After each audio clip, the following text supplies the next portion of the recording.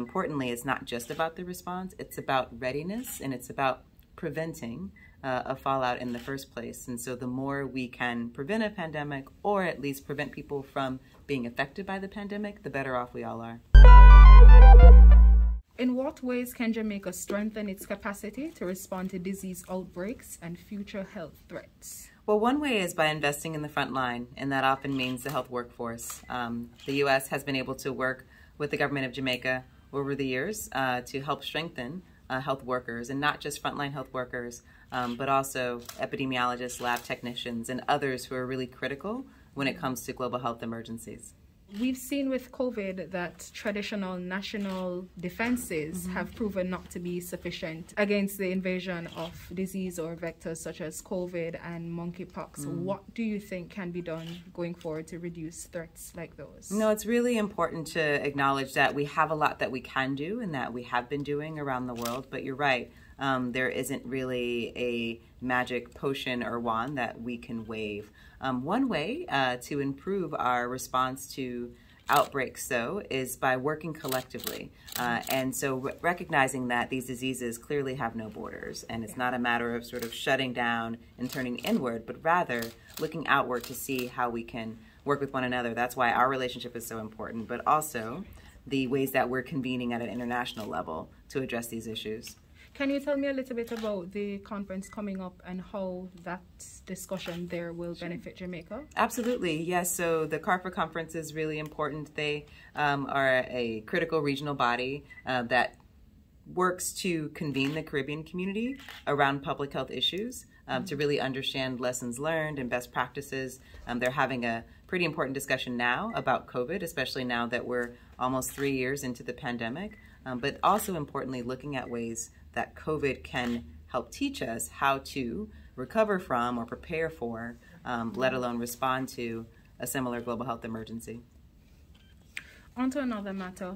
How critical are surveillance and emergency management systems in the fight against the global health security risks? Absolutely essential. I mean, without data, we know nothing, right? And we need surveillance. We need that data to understand what's coming, how it's changing, and how well we're doing in our own response. And so that's why we learn in the first place that there's a COVID-19, but also how COVID has evolved with the various variants that I know we've all heard about. And then finally, how health systems are being either strained or supported, how well vaccines or therapeutics are working, and a number of other needs for information that we have are met through data and surveillance. So it's critical. It's fundamental to any health system's response.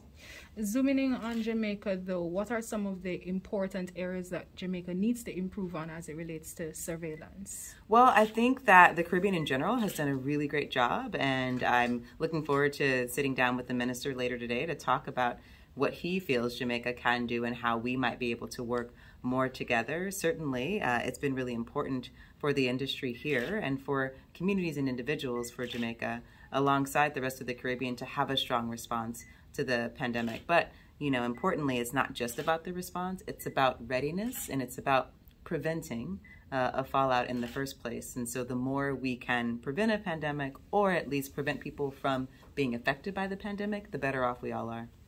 Onto the matter of HIV and AIDS. Sure. UNAIDS reported that an estimated 14,000 people in the region contracted the virus in the last year, and that's at a rate of 270 new infections each week.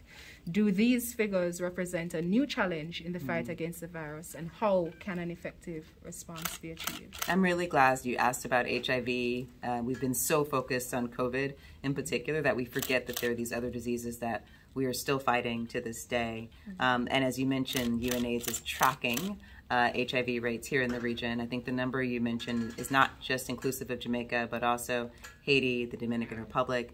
And yet, we don't want to see these increases, right? We want to be sure that we're doing what we can to fight that virus as well. What we know is that we've been able to use platforms that address HIV and AIDS for COVID, and so that's the good news, right? The other piece of good news is that we're learning from COVID how better we can respond to the needs of people living with HIV. So as long as we have these types of exchanges, I think we're in a good position, but we have to remember to walk and chew gum at the same time, as people say, right? We cannot turn completely towards COVID and turn our back on HIV. We have to be sure we're sort of holding both sides of that rope and ensuring that we have a more holistic, person-centered response to public health. And what are some of the practical ways Jamaica can keep HIV and AIDS on the forefront amid global crises like COVID and the outbreak of monkeypox? I think really centering the work on communities at risk is really important. And so our new ambassador for HIV and AIDS, Dr. John Nkengasong, who used to be the head of Africa CDC, he talks about starting with equity and really saying, okay, regardless, we want to be sure we're not leaving anyone behind when it comes to HIV, but when it comes to health and wellness in general. I think that's one of the ways that we can ensure that we're sort of moving both issues together, right? Whether we're talking about COVID or monkeypox or HIV. Another fundamental element of Dr. Nkengasong, or I should say Ambassador Nkengasong's plan, is to focus on the science and the health systems infrastructure.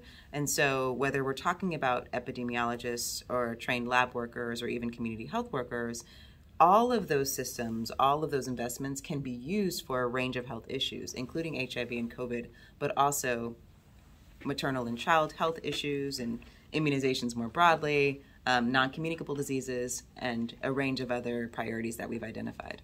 My last question to you. Funding the health sector in Jamaica has been probably the largest challenge that we've had in recent years. We currently have a no user fee policy, which means that people come into hospitals and they receive service without payment.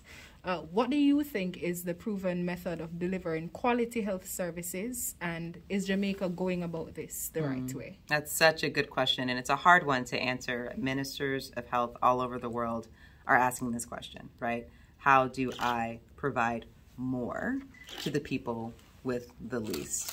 Ultimately, we want to be sure that people have access to this fundamental right to health. The U.S. goes about it in a number of different ways, but I think one tried and true way is by focusing on people themselves, focusing on the patient who has to access this system.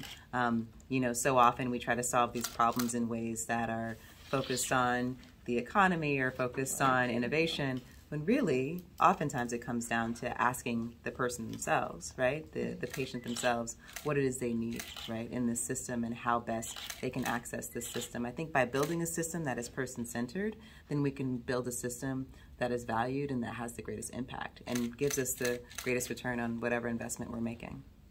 Any comments you'd like to make? I'm just grateful to be here. I think we've had a long-standing relationship with Jamaica over the years, and we're looking forward to continuing to work with the government and its leadership in the region to advance health and wellness in the Americas, in the Caribbean, and beyond.